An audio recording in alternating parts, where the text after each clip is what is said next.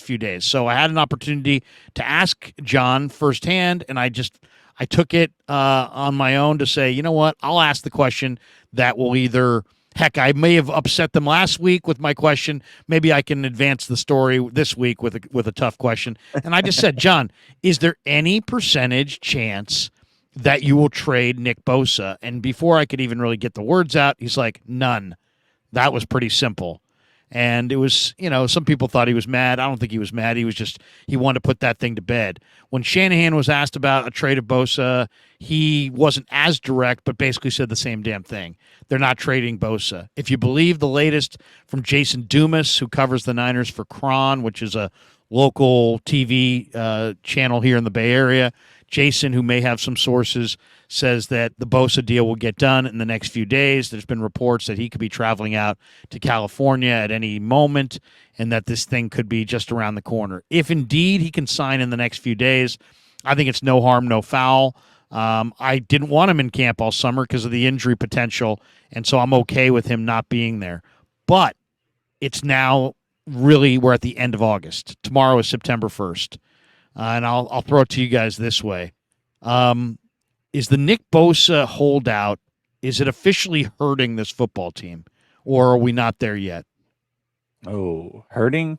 I mean, I think that there was some things that happened along the way that were helpful. You talked about the injury side of things. I think the development of some of the younger edge pass rushers was furthered along a lot quicker because Bosa was not there. I think that is in their favor.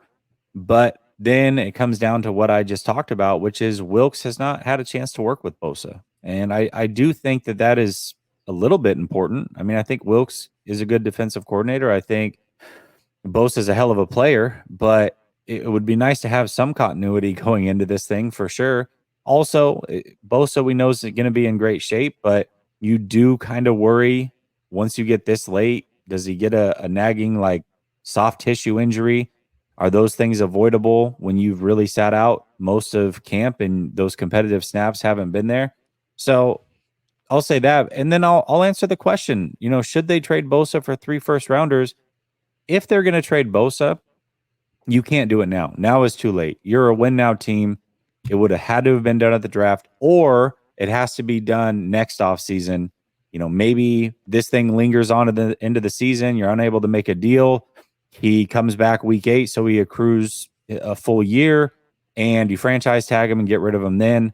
But there's no way you can trade Bosa now unless you're getting proven talent back in return that you think can help this team. That's likely not going to happen. Other than that, no, Bosa has to be on this team, regardless of whether he signs a contract or not.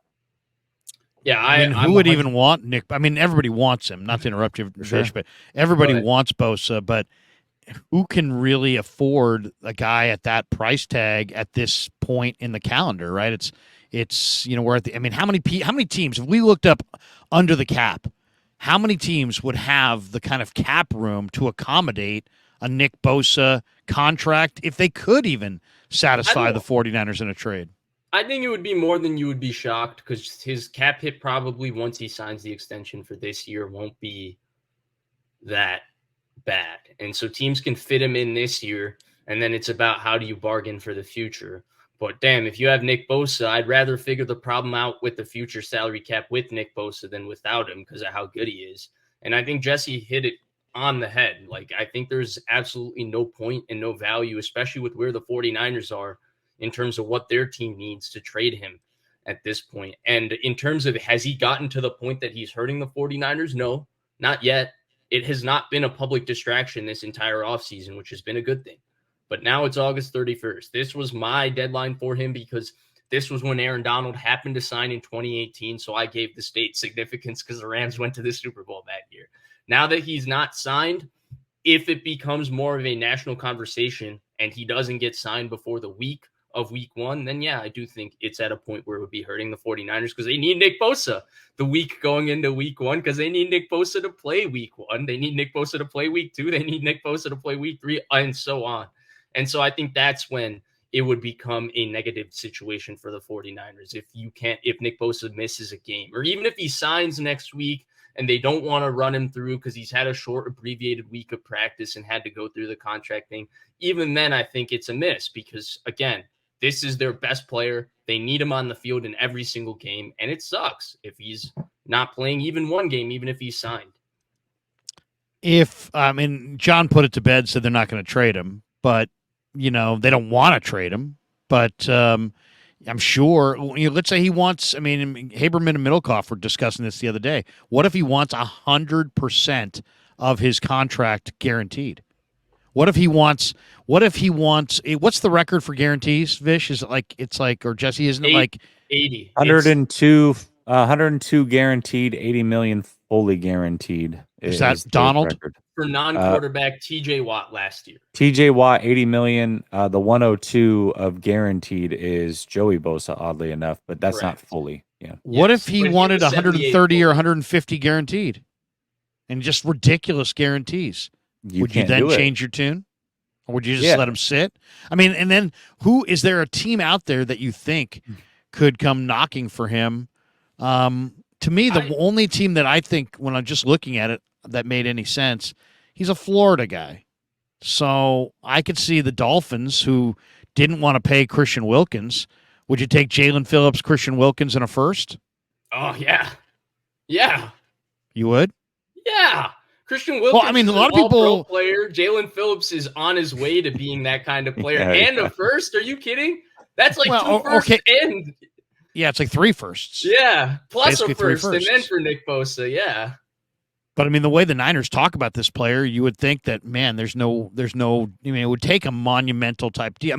Yes, that's a monumental haul, but this is the defensive. This is maybe a top 3 or 4 player in the entire league, regardless of position. This is the best defensive player in football. This is the reigning defensive player of the year, coming off an 18.5 sack season. You sure as hell better get some ridiculous package if you're trading him. He's 26. I'm not saying he's untradeable. I want to be clear, though. I'm not saying he's untradeable. I just think right now in this moment, because you're not likely to get assets back, proven assets that play this year, I would be more willing than taking 3 first-round draft picks now, which if you had said this back in April before the draft, I'd say, yeah, but let me fly him out to wherever we're trading him to myself. It doesn't help him win the Super Bowl, though. It's too much. But the point is that even if he sits his 8 weeks or whatever he can sit, 7 weeks, then you're still going to get him back for a playoff run, which I'll take. And with a win now team, the moment you ship Bosa out for just draft picks and future assets, you've now told your team that you've been saying is win now this whole time. Trent Williams didn't retire, presumably to come back to try to win a Super Bowl. You're now saying that our Super Bowl window is not happening this year. We are in a bit of a rebuild or a retool.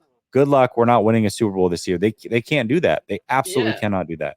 I think Jesse is absolutely right. And I think that's where Nick Bosa has the most leverage in this situation. Because you can say, well, Bosa's contract request might be ridiculous, but the 49ers really have no other option but to acquiesce to those requests because they created a roster situation where they wanted to get cheaper at quarterback and they wanted to be able to sign all of these guys. Well, if you want to remain a really good football team, that means you have to pay Nick Bosa. And if you have to pay Nick Bosa quarterback money, this is kind of the situation you built for yourself, because if you don't pay Nick Bosa, right? Like if you do, for example, the Chiefs were able to say no to Tyreek Hill in that contract because they knew they could be really good because they had the guy that can compensate and fix that situation.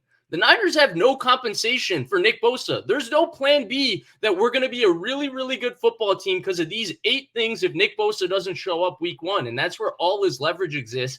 And even if he's asking for a ridiculous contract, the Niners are kind of in a situation where after all this planning, building up all this team, having this cheap quarterback and all that, you don't pay Nick Bosa? It's almost like it's spitting in everybody's faces when you don't pay Nick Bosa after telling everybody this was the plan. I do think there is a limit, though. Like, no doubt. If it is that astronomical, I am willing to let him sit his 7 games and get him for the playoff run. Like I would be fine with that and trade him in the offseason. There may not be a playoff run.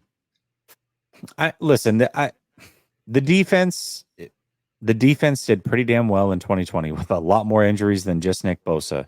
I'm not saying that they can replicate that fully, especially with Wilkes coming in. But when this offense has as many weapons as they do, and if Brock Purdy's as good as everybody's been telling me he is, then they better be able to be 5-3 or 4-4 before Nick Bosa gets back. And if they can't, then Brock Purdy's not who everybody's been telling me he is. And these players that you've been paying a lot of money to aren't as good as what we thought either. They have to figure it out. If you have to go 7 weeks without him, you've got to at least go 4-3 during that stretch, period. If you go 7 weeks without him, you're kissing away the 1 seed, and you're basically just admitting that you're going to play the NFC Championship game on the road. And by the way, you already said in this stream that you believe that this could be a year where the offense has to carry the team. And so I kind of question, when off of the CMC trade and the Trey Lance trade, when you're moving that kind of draft capital in the same year you do that, you say, screw our depth. We're going all in on Javon Hargrave. And then Kosaric tells me 3 weeks ago, I'm not going to play my number one defensive line any more snaps than I played my number one defensive line last year. And I'm like, oh, no, because that means you're going to be playing your twos and your threes. And I've said this stat a few times. You guys have heard it, so forgive me for repeating it for you guys. But for those who haven't heard it, the Niners in the 3 playoff games last year played Ebukam, Amenahue, and Jordan Willis. 3 defensive ends they no longer have. 91 snaps on average in those 3 games. I love Hargrave, but was it wise to give away your depth at defensive line when your whole game plan is to come in waves at the quarterback? And now you look at their defensive line depth, and it's nowhere close. It's nowhere close to what they had. Right now, they're going to, first of all, by the way, the Niners are a 2.5-point favorite over the Steelers in week 1. Is that number based on the belief that Bosa will be there, or is that number, you think, based on the Niners without Bosa? Like, if Bosa does not sign, will that game go off in and around Niners minus 2.5, or is that a number that has Bosa re-signing baked into it? I mean, I think that's the assumption that Bosa's there.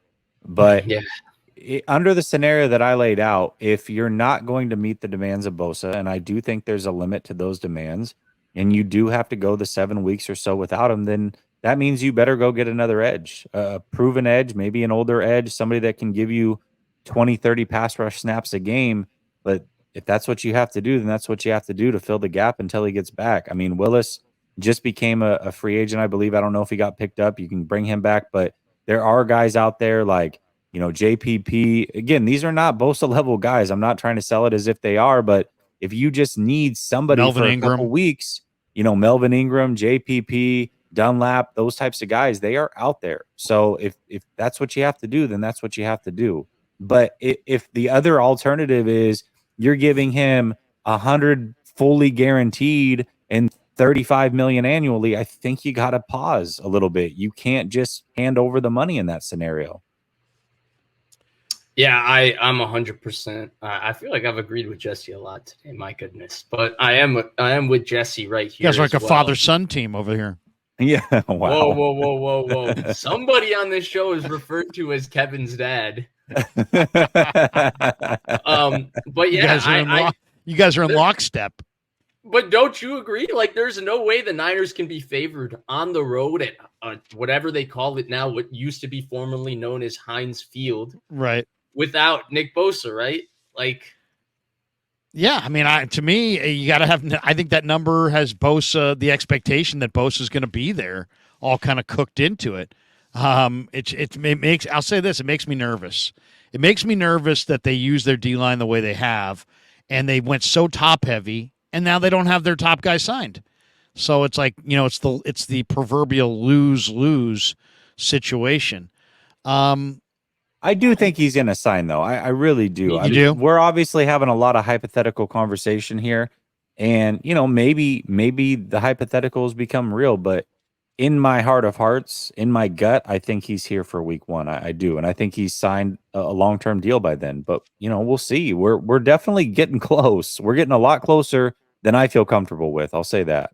Me too. And as contentious as all the deals have gotten with this regime, they've always gotten them done. And so until they don't, I feel like they deserve the benefit of the doubt, even though we're here August 31st and it's not done. Fair enough.